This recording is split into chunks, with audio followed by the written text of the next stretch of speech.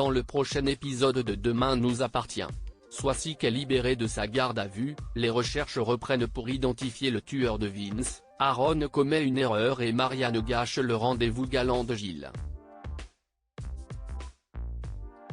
Attention, les paragraphes qui suivent contiennent des spoilers sur l'épisode de Demain nous appartient diffusé jeudi soir sur TF1.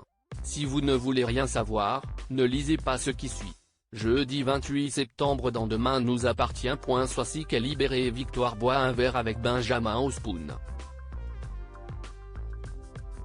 Il lui explique être repassé à 7 pour venir chercher des affaires.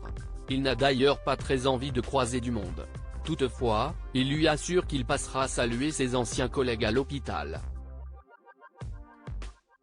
Benjamin lui annonce qu'il a quitté Paris et son job. En cellule, Swasik répète à Sarah qu'elle n'a pas tué Vince même si tous les éléments l'accusent. De leur côté, Adam et François s'inquiètent pour elle. Charlie souligne pourtant que Swasik aurait pu craquer. Cela déplaît au professeur qui affirme que son ex est innocente. L'ambiance est électrique, Charlie préfère partir. Au poste, il est établi que l'arme qui a tué Vince n'est pas le coupe-papier dont Swasik s'est débarrassé l'autre jour.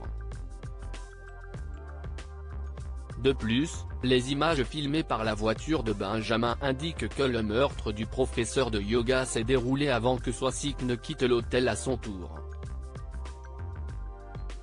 Sur cette vidéo, on voit en effet l'assassin s'attaquer à Vince et prendre ce qui serait son téléphone. Swasik est ainsi innocente, l'investigation reprend. Vince a-t-il été tué par une ex-conquête? François vient chercher Swasik au commissariat. Il lui propose de venir chez lui et Charlie quelque temps mais elle refuse. Swasik sait que la jeune femme n'apprécie pas vraiment sa présence. Elle demande à son ancien mari si lui et leur fils l'ont cru coupable. François lui promet que non et l'invite au moins à déjeuner à la maison car Adam sera là. Elle accepte. L'ambiance est mortuaire au moment du repas. Swasik n'arrive à rien avaler. De plus, elle se sent idiote pour s'être laissée embarquer dans une histoire pareille. Elle est bouleversée par la tournure des événements. François et Adam la rassurent, rien n'est de sa faute. François prend la main de Swasik pour la soutenir, ce qui n'échappe pas à Charlie. Sarah, Damien et Manon fouillent dans des affaires de Vince qui avait en fait 2 appartements. Ils dénichent le second téléphone très abîmé de l'ex de Nord et vont le faire analyser. L'un des voisins l'a également entendu en pleine dispute avec une femme le jour de sa mort. Le trio se doute de plus en plus que Vince avait quelque chose à cacher. En cherchant dans l'ordinateur de Vince, Roxane voit qu'il discutait avec beaucoup de femmes sur les applications de rencontres. Il avait même une vie sexuelle bien remplie. Elle remarque enfin qu'il demandait de l'argent à toutes ses conquêtes après leurs ébats. La plupart le prenaient très mal. Roxane suppose que c'est l'une de ses filles la responsable. L'erreur d'Aaron se réveille avec Lisa après son emménagement. Ils ont envie de faire l'amour mais ils entendent quelqu'un klaxonner frénétiquement dehors. Le médecin court voir ce qu'il se trame, en caleçon. Il a la surprise de tomber sur Aurore qui lui explique que sa voiture est bloquée par un autre véhicule. Or, il s'agit précisément de celui d'Aaron.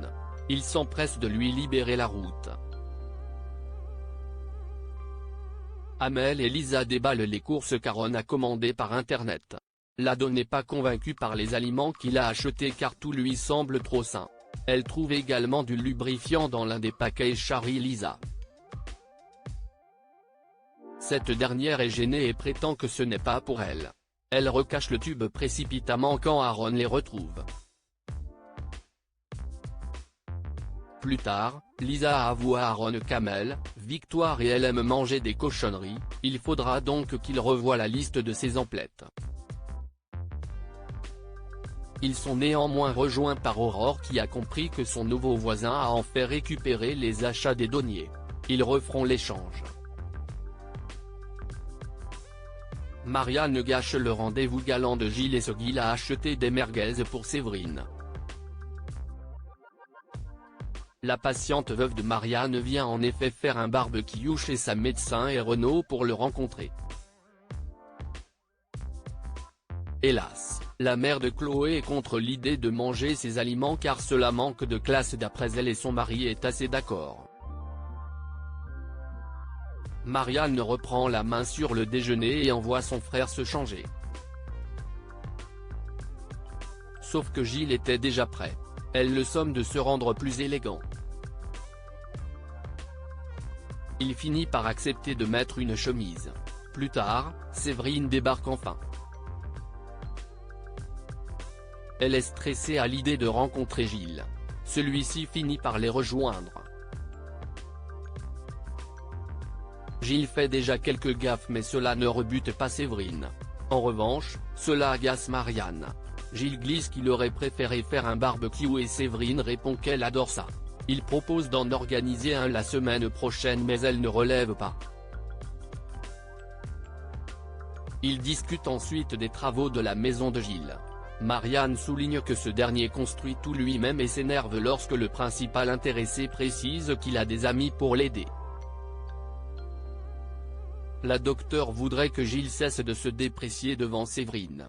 La réaction de Marianne étonne d'ailleurs celle-ci qui reboit alors un verre de vin. En partant, Séverine remercie Gilles. Elle a remarqué que sa sœur tient fort à lui. Dans la pièce à côté, Renaud fait remarquer à Marianne qu'elle a monopolisé la conversation. Mais elle est persuadée du contraire. Pourtant, quand Gilles reparle à Séverine d'un futur barbecue, elle décline l'invitation. Elle lui avoue que le comportement fusionnel de Marianne l'a refroidi. Selon Séverine, la chirurgienne adore Gilles et cela laisse peu de place pour une relation amoureuse.